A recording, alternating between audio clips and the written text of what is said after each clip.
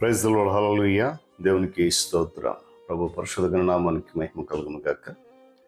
క్రీస్తునందు ప్రియులారా, దేవుడు తన మహాకృపను బట్టి మనకు నూతన ఉదయకాలంలో వేకువన లేచిన నామాన్ని ఘనపరచగలిగే చక్కటి శ్రేష్టమైన సమయాన్ని, అనుకూలమైన అవకాశాన్ని మనకు అనుగ్రహించాలని బట్టి ప్రభు పరిశుద్ధ గణనామానికి మహిమ కలుగును గాక.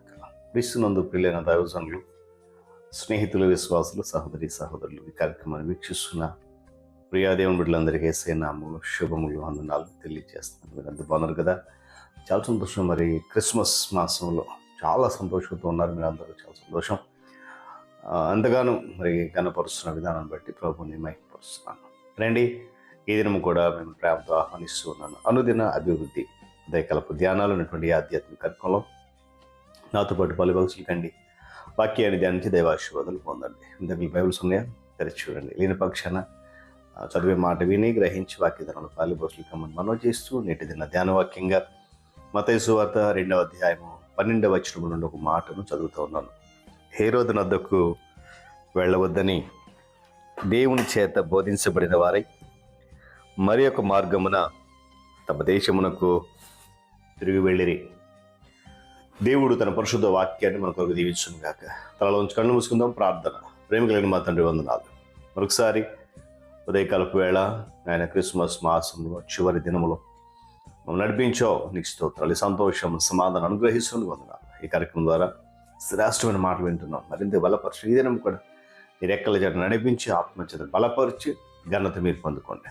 యేసయ్య నామమున అడుగుతున్నాను తండ్రి, ఆమేన్. మంచిది పిల్లరా. మరి క్రిస్మస్ మాసంలో క్రిస్మస్లో విధేయులైనటువంటి అనేక మంది కొరకు మనం ధ్యానిస్తూ వస్తున్నాం. ఎలిజబెత్ జకరియా నుండి మరియా, తర్వాత యోసేపు, సుమియోను. ఇది నా మరొకరు విధేయులైన వారు. మనకి వాక్యం చదవగానే అర్థమైపోయి ఉంటుంది. జ్ఞానులు, తూర్పు దేశం నుండి బయలుదేరి వచ్చినటువంటి జ్ఞానులు యెరూషలేము పట్టణానికి వచ్చి హేరోదు దగ్గరికి వెళ్ళిపోయారు. వెళ్ళి యూదుల రాజుగా పుట్టినవాడు ఎక్కడా అని అడిగారు. దీన్ని బట్టి వారు యూదులు కాదు అని తెలుస్తుంది. బహుశా వారు ఖగోళ శాస్త్రజ్ఞులే ఉండవచ్చు. ఒక వింతైన నక్షత్రము ప్రత్యక్షం అవటం బట్టి, లేక ఆ ఆకాశంలో వెళ్ళవటాన్ని బట్టి ఆశ్చర్యానికి గురై దానికి ఆయన నక్షత్రము అని పేరు పెట్టారు. యూదుల రాజు యెరూషలేములో పుట్టలేదని, ఇశ్రాయేలు నాయకులకు మెస్సయ్య జననం గురించి తగినంత ఎరుక లేదని తెలుసుకున్నటువంటి ఈ జ్ఞానులు బహుశా నిరుత్సాహపడి ఉండవచ్చు. కానీ ప్రయాణము సుదీర్ఘము మరియు అలసటతో కూడిన ప్రయాణం. అయితే దేవుడు వారి యథార్థతకు బహుమానము ఇచ్చాడు.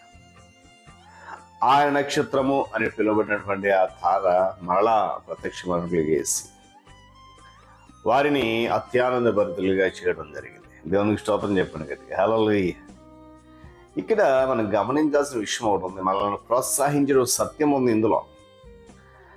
దేవుని సత్యమును ఎరిగి దానికి లోబడాలి అనే విషయంలో మనము యథార్థంగా ఉంటే కొన్ని తాత్కాలికమైనటువంటి ఆలస్యములు ఉన్నప్పటికీ కూడా, మరియు పొరపాటున మధ్యలో మనము దారి తప్పిపోయినా ఆయన మనకు దాన్ని తిరిగి మరలా నిశ్చయముగా బయలుపరుస్తాడు. ఈ సత్యాన్ని మనం గుర్తెరగాలి క్రిస్మస్లో. దేవుని స్తోత్రం చెప్పండి, హల్లెలూయా. ఒకవేళ మనము తిన్నని మార్గం నుండి ప్రక్కకు తొలగిపోయినా వెనక నుండి సరిచేసేటువంటి దేవుని స్వరము మనకు నిశ్చయంగా వినబడుతుంది. ఎందుకంటే ఆయన యందు భయభక్తులు కలిగి ఆయన వాక్యానికి విధేయులై ఆయన త్రోవలు నడుస్తున్న ప్రతి ఒక్కరి పట్ల ఇది వాస్తవం. నువ్వు దారి తొలగిపోతున్న ప్రతిసారి వెనక్కి ఒక స్వరము నీకు వినబడుతుంది. జ్ఞానులు తిరిగి తమ దేశం వెళ్ళవలసి వచ్చినప్పుడు వారు మరింత జ్ఞానవంతులు అయిపోయారు. హల్లెలూయా. స్వప్నముందు దేవుని చేత బోధించబడి అయ్యా మీరు హేరోదు దగ్గరికి వెళ్ళొద్దు, వేరొక మార్గంలో ఇంటికి ప్రయాణమై వెళ్ళిపోయారు. దేవుని స్తోత్రం.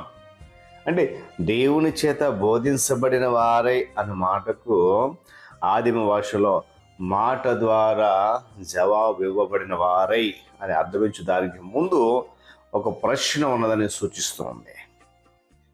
గమనించాలి. ఎందుకంటే వారు అడిగిన దానికి జవాబు పొందుతూ తిరిగి హేరోదు వద్దకు వెళ్ళొద్దని స్వప్నమందు హెచ్చరించబడి నడిపించబడ్డారు. ఎంత గొప్ప ధన్యత! హల్లెలూయా!